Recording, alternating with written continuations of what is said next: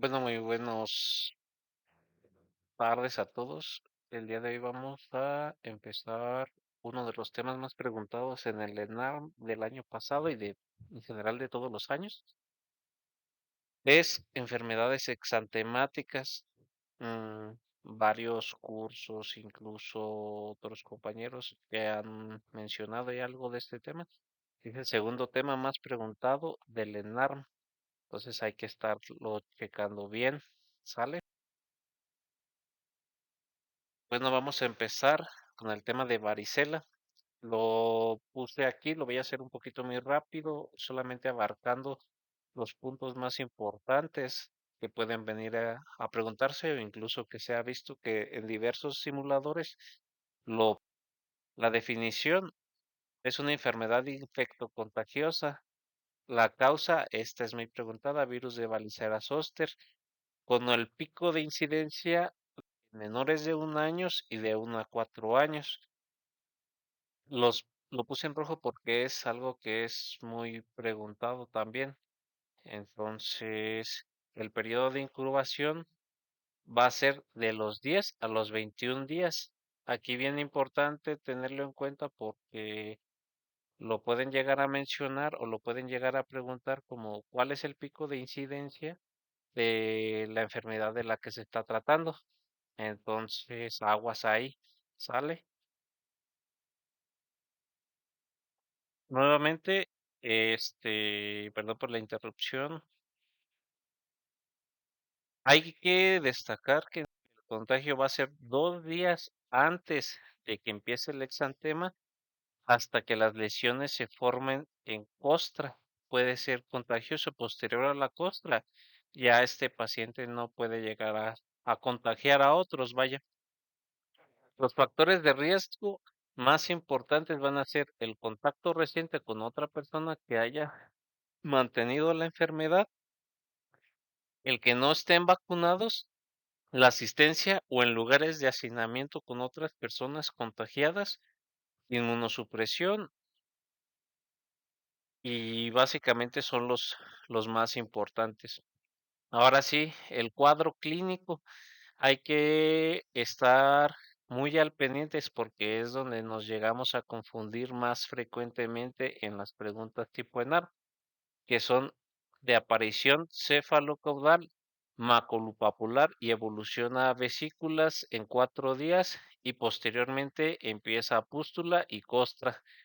Algo característico de esta enfermedad es el patrón del cielo estrellado. ¿Por qué se le conoce así? Porque puede presentar de todos los tipos de lesiones dérmicas, ya sea pústula, costra, este vesícula, las que ustedes quieran, pero son variadas, vaya, por eso el patrón en cielo estrellado. Entonces, complicaciones más frecuentes, y es lo también preguntado, es por el tema del rascado que se llegue a hacer una coinfección, principalmente con grams positivos. Dentro de lo que es el tratamiento, es solamente sintomático. Los baños coloides que sean menos de 30 minutos, cremas emolientes como la calamina y la pramoximina.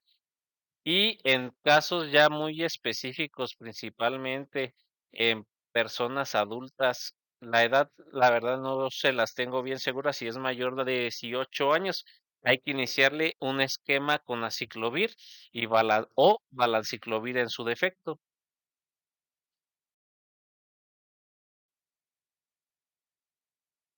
Aquí tenemos un poquito una imagen de lo que viene siendo la varicela. La podemos encontrar diversas en internet.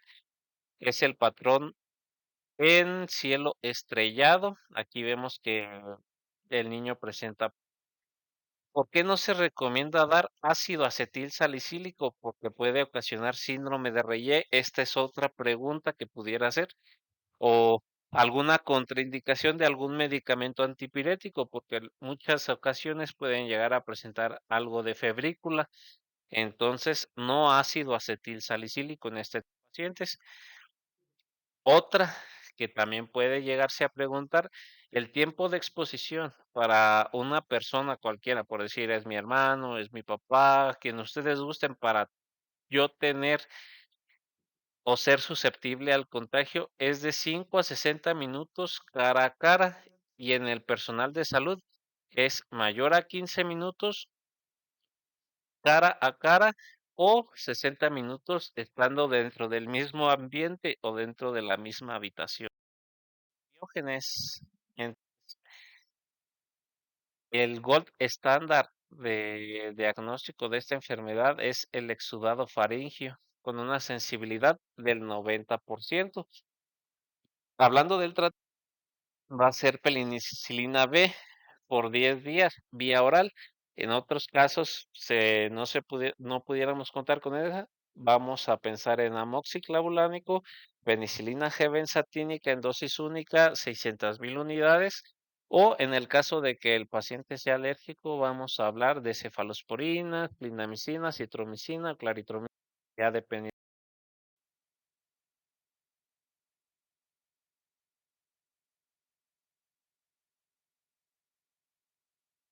Comenzando con el exantema infeccioso o quita enfermedad, también conocida pues como quita enfermedad, es un exantema causado por un parvovirus B19 o eritrovirus. Su medio de contagio, a diferencia de las otras que puede ser por gotitas de flush, contacto directo, etcétera, etcétera, va a ser más por transfusión sanguínea, secreciones y aerosoles que se pueden encontrar en los diferentes fomites. Dentro de la epidemiología va a ser común de los 6 a los 19 años con predominio en temporadas como primavera y verano. Dentro de los factores de riesgo encontramos una anemia hemolítica crónica, inmunodeficiencia congénita durante el embarazo. Hablando ya de la clínica, son características la mejilla abofetada, exantema en encaje y puede ser de duración variable. Aquí tenemos un poquito de lo que viene siendo la mejilla abofetada. Uno de los temas más preguntados y que tienen un poco más grado de complejidad y de diferenciación va a ser el sarampión versus la rubiola. El sarampión va a ser una enfermedad febril exantemática de inicio con manifestaciones respiratorias. Es importante porque te pueden poner en el caso clínico paciente femenina de 4 años de edad que inició con síntomas respiratorios, rinorrea, escurrimiento nasal, tos. Entonces, esa es la etapa prodrómica y ya después empieza la siguiente etapa, que es una etapa más intensa que empiezan con la tríada más común, que es conjuntivitis, faringitis y rinitis. Y eso también es preguntable, te pueden poner dentro de los primeros síntomas clínicos, además de la fiebre, ¿cuál es el segundo más común? Sería la conjuntivitis o la coriza también conocida. ¿Cuál es? Paramoxivirus, que es de la familia del tipo ARN. La contagiosidad se va a transmitir a través de flush, vomites o afección del tracto respiratorio, de predominio en lactantes y en preescolares de 1 a 4 años. Tienen un periodo de incubación de 10 días con una contagiosidad antes de la aparición del exantema y 5 días después de la desaparición del mismo, y es más común en etapas a finales de invierno. Factores de riesgo, nuevamente, no vacunación, desnutrición y que el niño acuda a guarderías o escuelas. Y pues como ya sabemos es más común en estas edades tempranas. Hay que recordar un poquito el esquema de vacunación, la triple viral o SRP, sarampión, rubiola y parotiditis, que se va a aplicar al año y a los 6 años. No estoy muy seguro si ya cambió este esquema, si es al año, a los 18 meses, o me estoy equivocando, pero para que lo tengan en cuenta, quédense con 1 año y 6 años. Cuadro clínico prodrómico que dura 5 días, como les comentaba, va a ser muy común la tos, la coriza, la conjuntivitis, la gañosa y la irritabilidad.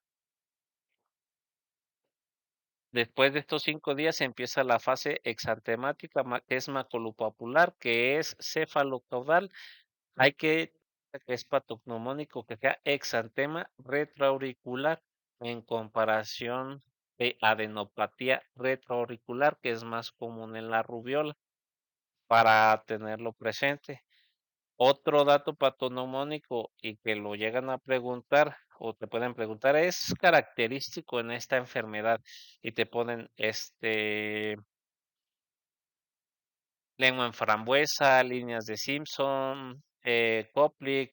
Entonces te pueden llegar a preguntar líneas de Simpson, que son hiperemia conjuntival, o las manchas de Koplik, que son lesiones blanco-grisáceas en la carintera de los carrillos, que son patoneumónicas propiamente del sarampión, y las manchas de Raman, que son puntos grisáceos en la faringe o en las amígdalas.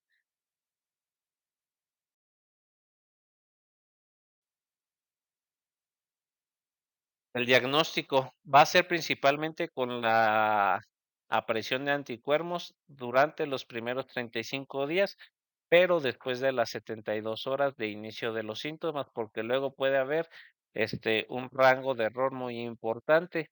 Estas son enfermedades, como ya existe una vacuna y son prevenibles, son de notificación inmediata. El tratamiento va a ser sintomático con una buena alimentación y además lo mencionan las guías de práctica clínica, podemos iniciar con suplementación con vitamina A y C, que puede ser de 200,000 unidades diarias. La verdad no estoy muy seguro, pero yo encontré que es por 2 días y ya vamos a ir valorando.